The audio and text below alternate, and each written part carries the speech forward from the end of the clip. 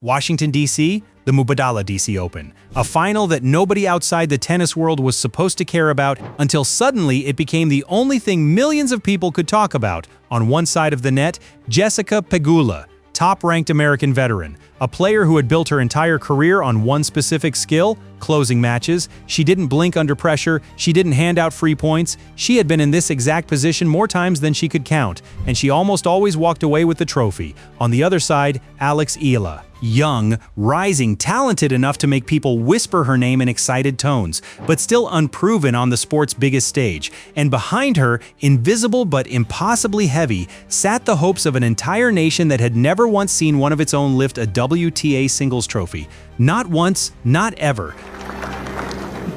Think about that weight for a second. If you lose, it's just another final. But if you win, you rewrite history for millions of people who have never had a moment like this to celebrate. That is not pressure, that is something closer to gravity. And in the opening set, that gravity looked like it was going to crush her. Pegula came out sharp, controlled, ruthless. She served with total confidence. She dictated every rally. Every time Eala tried to find her rhythm, Pegula yanked it away. The set slipped 6-4, and for the first time all tournament, Eala looked like exactly what people feared she might be.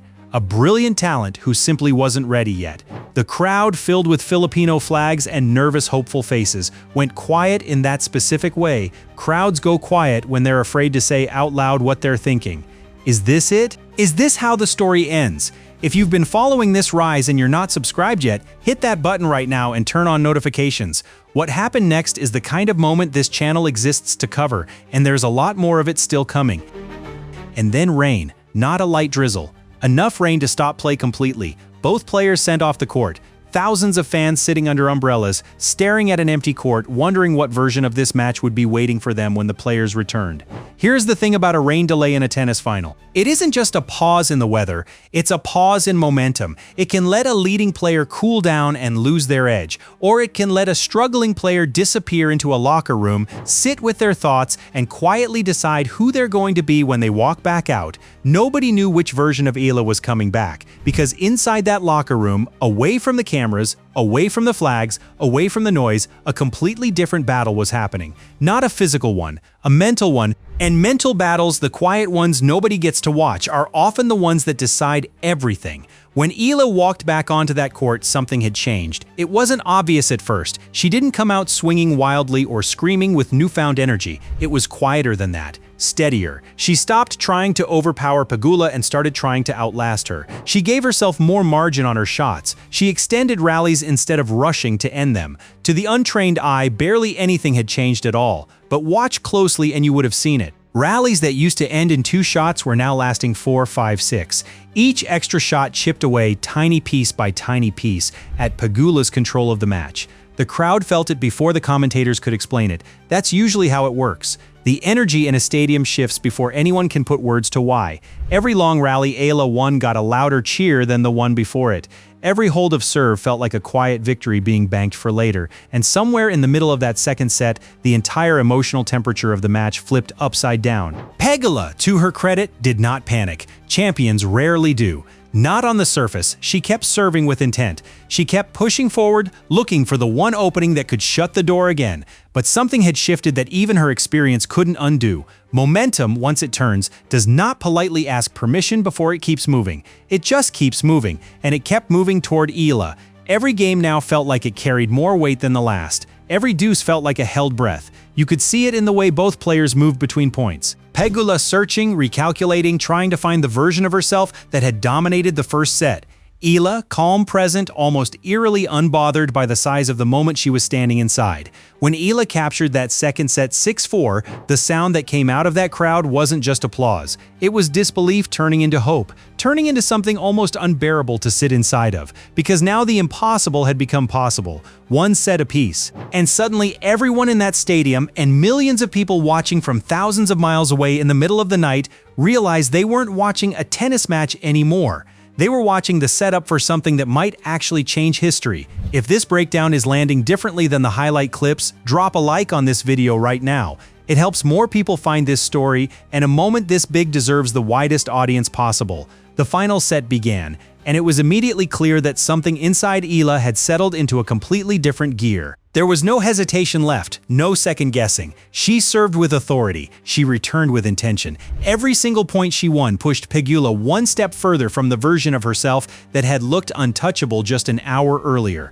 And every point Pegula lost chipped away just a little more at the composure she had spent an entire career building. This is the part of the story where you would expect fireworks, a miracle shot, a screaming comeback moment. Instead, what actually happened was almost the opposite, and somehow that made it even more powerful. Eala didn't need fireworks, she needed control, and point after point, game after game, she simply refused to give it up. The gap between the two players, a gap that had looked enormous just one set earlier, kept shrinking until it disappeared completely, and then kept going in the other direction entirely. By the time the final set reached its closing games, something had happened that almost nobody inside that stadium could have predicted 2 hours earlier. The higher-ranked player, the proven closer, the veteran who had spent years learning exactly how to win matches like this one, was now the one searching for answers. And the 21-year-old who had lost the first set and looked shaken by the occasion was now playing like someone who had already decided how this story was going to end. Then it happened. One final exchange, one last ball, one mistake from the other side of the net, and it was over. Final score, 4-6, 6-4, 6-0. Read that final set score again, 6-0 after losing the first set completely. After a rain delay that could have broken her rhythm forever, after facing one of the most experienced closers in the sport, Eala didn't just come back. She obliterated the momentum in the other direction so completely that by the end, it didn't even look like the same match anymore. The moment the last point landed, everything changed.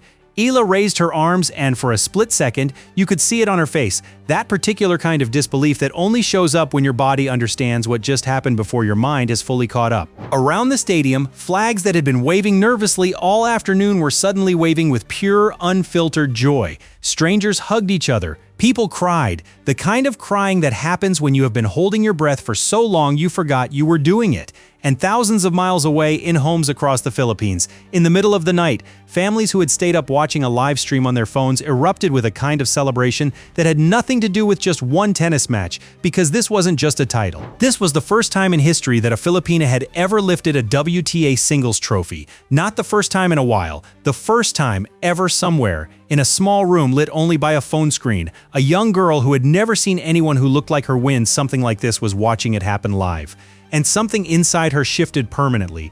That is the part of the story that statistics can never fully capture. Here's what almost nobody was talking about in the hours right after the win. The story didn't end in Washington, it only just began there. Before this tournament, Eala was known as one of the most promising young players in tennis, someone people talked about with cautious optimism. That word might carried a lot of weight. It left room for doubt. It left room for the possibility that the breakthrough moment might never actually come. After Washington, that word disappeared completely. She was no longer a prospect. She was a champion, and in professional sport, that single shift in language changes everything about how a career unfolds from that point forward. Every opponent she faces from now on will prepare differently, knowing exactly what she is capable of when the pressure is highest.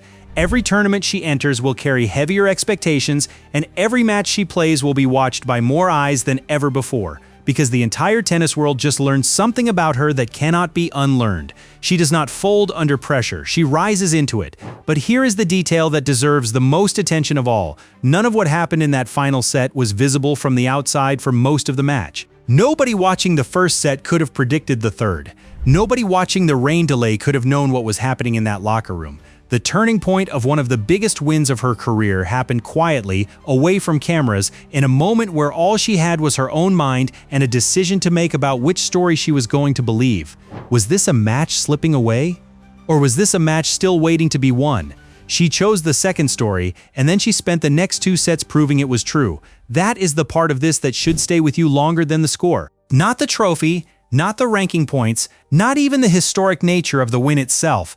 It's the reminder that the biggest turning points in anyone's life rarely look dramatic while they're happening. They look like a quiet decision made in a locker room during a rain delay. They look like choosing patience over panic when everything in you wants to panic. They look like refusing to accept the story the scoreboard is currently telling you and deciding to write a different one instead. The US Open is waiting. This time, she won't walk in as a surprising underdog nobody saw coming. She'll walk in as a proven champion that every single opponent will be studying, preparing for, and trying to figure out how to stop.